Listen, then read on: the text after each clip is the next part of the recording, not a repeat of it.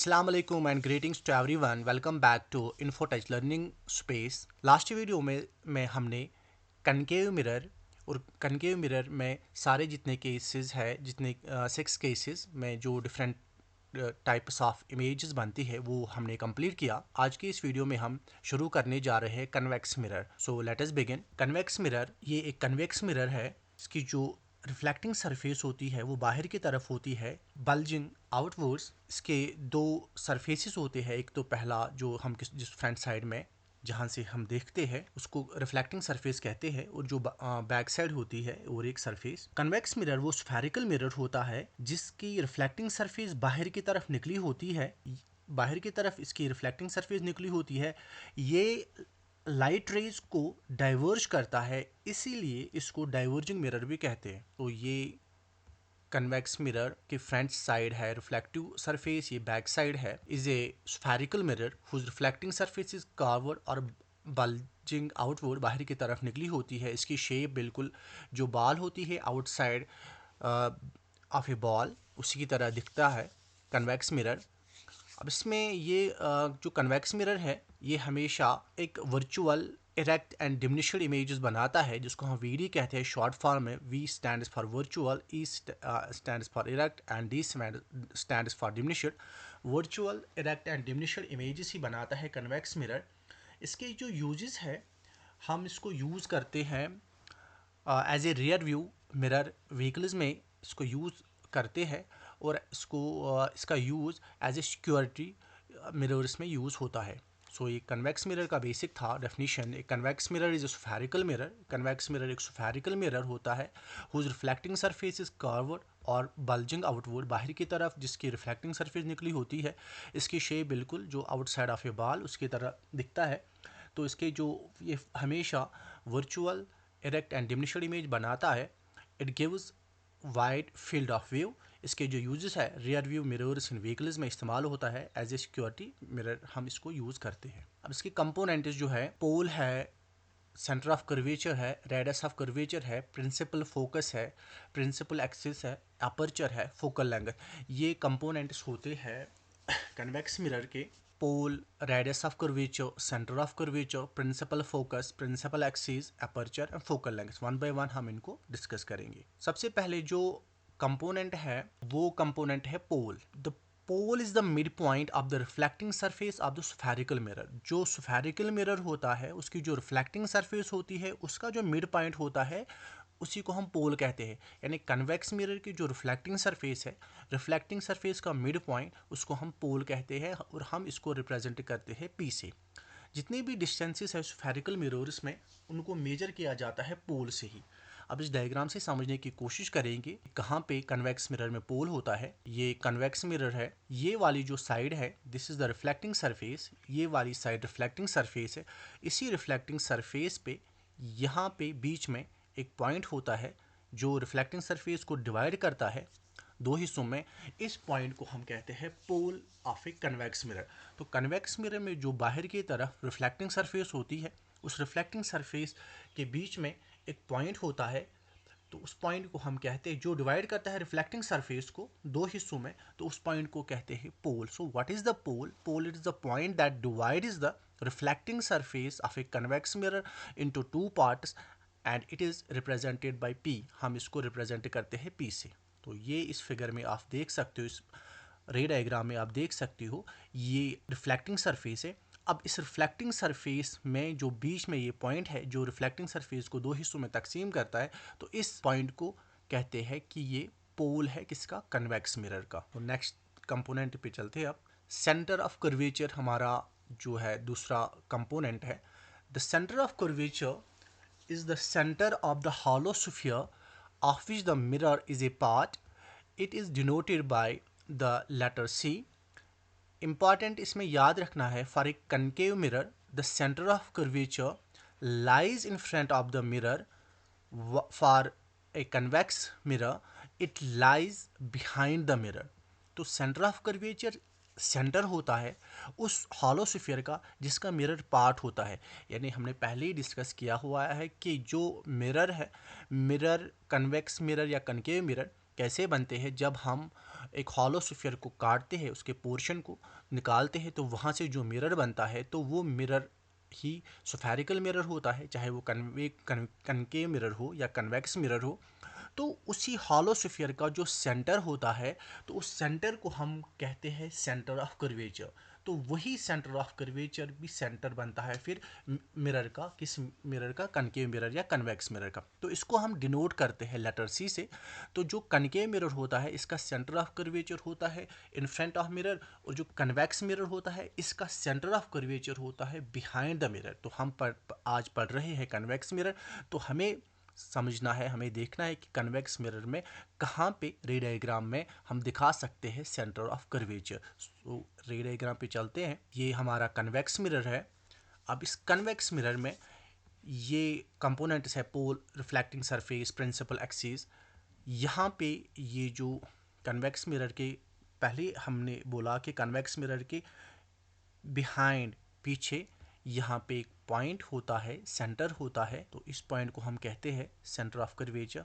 तो ये centre of curvature है किसका? कन्वेक्स मिरर का। तो रे डायग्राम में हम इस तरह दिखा सकते हैं सेंटर ऑफ कर्वेचर। और एक कंपोनेंट है radius of curvature. The distance between the pole and the center of curvature is called the radius of curvature. It is denoted by the letter R, capital R.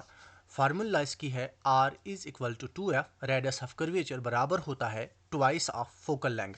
तो जो distance होती है पोल और centre of curvature के बीच में, उसी को हम रेडियस ऑफ कर्वेचर कहते हैं। Distance between the pole and the centre of curvature, और इसको हम डिनोट करते हैं लेटर R से, कैपिटल R से। फार्मूला जो रिलेशन होती है, रेडियस ऑफ कर्वेचर बराबर होता है ट्वाइस ऑफ फोकल लेंथ। यानी अगर रेडियस ऑफ कर्वेचर 10 सेंटीमीटर होगा तो फोकल लेंथ कितनी होगी? 20 सेंटीमीटर। तो रे डायग्राम से समझते हैं हम। दिस इज द रे डायग्राम। ये किस कन्वेक्स मिरर की रे डायग्राम है। तो यहाँ पे जो डिस्टेंस है पोल और सेंटर ऑफ कर्वेचर की, जो आप देख रहे हो, पोल और सेंटर ऑफ कर्वेचर की जो डिस्टेंस है, इसको हम कहते हैं radius of curvature. The distance between the pole and the centre of curvature is called the radius of curvature. Next component है aperture. The aperture of a mirror is the diameter of its reflecting surface. जो reflecting surface होती है उसका जो diameter होता है, mirror की जो रिफ्लेक्टिंग सरफेस होती है उसका जो डायमीटर होता है, उसको हम अपर्चर करते हैं। जितना बड़ा अपर्चर होगा उतनी ज़्यादा लाइट मिरर पे गिरेगी। कन्वेक्स मिरर में हम इस तरह दिखा सकते हैं, यहाँ से ये रिफ्लेक्टिंग सरफेस है, यहाँ से यहाँ तक जो डायमीटर बन रहा है, तो इसको हम कहते हैं this is called the aperture. तो this is the aperture of a convex mirror. Convex mirror के ये डिफरेंट पार्ट्स हैं, जैसे रेडियस ऑफ कर्वेचर है, सेंटर ऑफ कर्वेचर है, रिफ्लेक्टिव सरफेस है, प्रिंसिपल एक्सिस है। तो जो ये पोल है, तो जो रिफ्लेक्टिंग सरफेस का जो डायमीटर है, यहाँ से ये रिफ्लेक्टिंग सरफेस है, यहाँ से यहाँ तक जो डायमीटर बन रहा है, तो हम इसको कहते हैं अपर्चर। जितना बड़ा अपर्चर होगा उतनी ज़्यादा लाइट मिरर पे पड़ेगी। प्रिंसिपल एक्सिस और एक कंपोनेंट है, the straight line passing through the pole and the center of curvature is called the principal axis. This line is imaginary and help us in drawing ray diagrams. तो वो straight line जो pole और centre of curvature के बीच में से गुजरती है उसको हम प्रिंसिपल एक्सिस कहते हैं। यहाँ पे याद रखना है कि ये जो लाइन है ये एक इमेजिनरी लाइन है। हम इसलिए इसका यूज़ करते हैं ताकि हम ड्राइंग कर सके रे डायग्राम्स की। जो रे डायग्राम्स हम बनाते हैं मिरर्स की, उसमें इसका यूज़ होता है। So the straight line passing through the pole and the centre of curvature, वो स्ट्रेट लाइन जो पोल और सेंटर ऑफ कर्वेचर के बीच में से गुजरती है उसी को हम प्रिंसिपल एक्सिस कहते हैं। ये लाइन एक इमेजिनरी लाइन होती है। यहाँ पे हम देख सकते हैं कन्वेक्स मिरर में किस तरीके से प्रिंसिपल एक्सिस गुजरती है। ये कन्वेक्स मिरर के रे डायग्राम है। यहाँ पे जो ये लाइन बीच में से एक इमेजिनरी लाइन बीच पोल और सेंटर ऑफ कर्वेचर के बीच में से गुजर रही है, इसी को हम कहते हैं principal axis. This is the principal axis. तो यहाँ पे आप केयरफुली ऑब्जर्व कर सकते हो, ये जो लाइन है ये बिल्कुल पोल और सेंटर ऑफ कर्वेचर के बीच में से गुजर रही है। This line is called what? This line is called principal axis. इसी को हम principal axis कहते हैं। Next component is principal focus. When rays of light parallel to the principal axis fall on a spherical mirror. After reflection, they either meet or appear to meet at a point. This point is called the principal focus. जो concave mirror होता है, rays actually meet at the focus. For a convex mirror, rays appears to meet at the focus. जब जो light rays होती है, जो parallel आती है, जब जो पैरेलल होती है प्रिंसिपल एक्सिस के, जब वो स्फेरिकल मिरर पर पड़ती है तो आफ्टर रिफ्लेक्शन या तो वो किसी पॉइंट पे मिलती है या हमें लगता है कि किसी पॉइंट पे मिल रही है। तो जो पॉइंट है जहाँ पे वो मिल रही होती है या हमें लगता है कि मिलती है, उस पॉइंट को हम प्रिंसिपल फोकस कहते हैं। तो जो कनकेव मिरर है वहाँ पे तो रेज एक्चुअली में मिलती है एक पॉइंट पे, लेकिन जो कन्वेक्स मिरर है जो हम पढ़ रहे हैं, यहाँ पे कन्वेक्स मिरर में खाली रेज हमें लगती है कि एक पॉइंट पे मिलती है, एक्चुअली में वो मिलती नहीं है बल्कि हमें खाली लगता है। उसी पॉइंट को हम कहते हैं principal focus. So principal focus एक पॉइंट है जहाँ पे हमें लगता है कन्वेक्स मिरर में कि जो लाइट रेज पैरेलल है होती है प्रिंसिपल एक्सिस के, वो हमें लगता है कि मिल रही है उस पॉइंट पे, तो उस पॉइंट को हम प्रिंसिपल फोकस कहते हैं। तो इस पॉइंट को हम दिखा सकते हैं रे डायग्राम में कुछ इस तरह से, ये प्रिंसिपल फोकस है, this is the principal focus. तो यहाँ पे ये सारे जो ये लाइन्स आप देख रहे हो, ये रिफ्लेक्टिंग सरफेस है, ये लाइन्स आप देख रहे हो, इस लाइन्स में पैरेलल रेज आ रही है, ये प्रिंसिपल एक्सिस है, प्रिंसिपल एक्सिस के ऊपर आप देख रहे हो ये पैरेलल रेज है। जब ये पैरेलल रेज इस रिफ्लेक्टिंग कन्वेक्स मिरर पे टकराती है रिफ्लेक्टिंग सरफेस पे, तो फिर यहाँ इस पॉइंट पे हमें लगता है कि आफ्टर रिफ्लेक्शन, जब ये रिफ्लेक्ट होती है तो रिफ्लेक्शन के बाद हमें लगता है कि ये यहाँ से यानी बिहाइंड द कन्वेक्स मिरर के पीछे एक पॉइंट पे मिल रही है, तो उसी पॉइंट को हम कहते हैं प्रिंसिपल फोकस। तो यहाँ पे याद रखना है कि हमें खाली लगता है, एक्चुअली में नहीं होता, हमें लगता है कि इस पॉइंट पे जो रिफ्लेक्टेड रेज है वो मिल रही है, आपस में मिलती है, तो इसी पॉइंट को हम प्रिंसिपल फोकस कहते हैं। नेक्स्ट जो कंपोनेंट है कन्वेक्स मिरर का, that is the focal length, जिसको स्मॉल एफ से डिनोट करते हैं। The distance between the pole and the principal focus is called the focal length. जो डिस्टेंस होती है पोल और प्रिंसिपल फोकस के दरमियान, उसी को हम फोकल लेंथ कहते हैं। It is represented by the letter F, small letter से हम इसको रिप्रेजेंट करते हैं। जो रिलेशन है जो हमें याद रखनी है, एफ बराबर होता है आर डिवाइड बाई 2, यानी जो रेडियस ऑफ कर्वेचर का हाफ जो होता है उसके बराबर होता है एफ। रे डायग्राम में हम देख सकते हैं कि किस तरीके से हम कन्वेक्स मिरर में दिखा सकते हैं focal length. This is the focal length.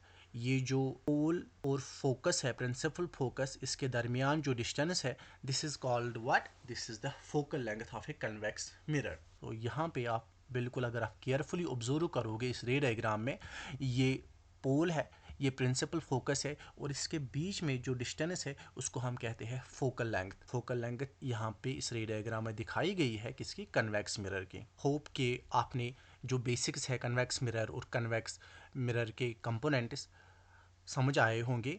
So next video में मिलते हैं। Stay connected, keep learning. Thank you very much.